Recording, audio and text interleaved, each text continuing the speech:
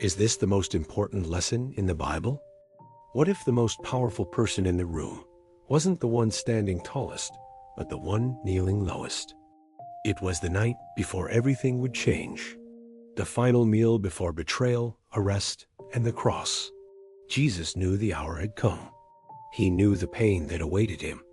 And still his concern wasn't for himself, it was for them.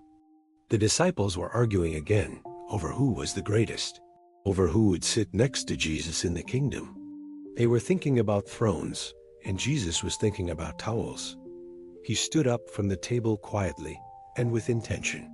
He removed his outer robe and tied a towel around his waist. Then he poured water into a basin and knelt down. The King of Glory got on his knees and began to wash their feet one by one. Feet that had walked long, dusty roads. Feet that would soon run away in fear. Feet that would stumble, deny, and even betray. And yet, Jesus, who was perfect and without sin, took them in his hands and washed them with tenderness and care.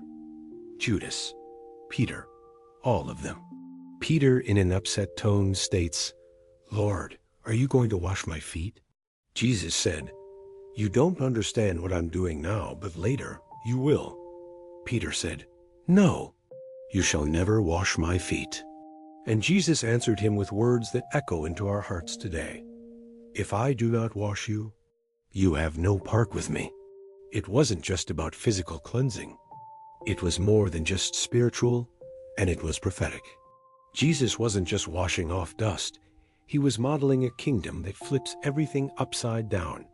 When he finished, he looked at them, these men he loved that he would die for, and said, "Do you understand what I've done for you? You call me teacher and Lord, and rightly so, for that is what I am. But now that I, your Lord and teacher, have washed your feet, you also should wash one another's. I have set you an example. You should wash one another's feet as I have set the example for you." And in that moment, we see it clearly. True greatness doesn't sit on a throne, it kneels with a towel. Real power isn't loud, proud, or controlling. It's quiet, humble, and sacrificial. Jesus could have demanded worship. Instead, he gave us a picture of love. He washed feet that had seen even the filthiest places and says, "Let me make you clean."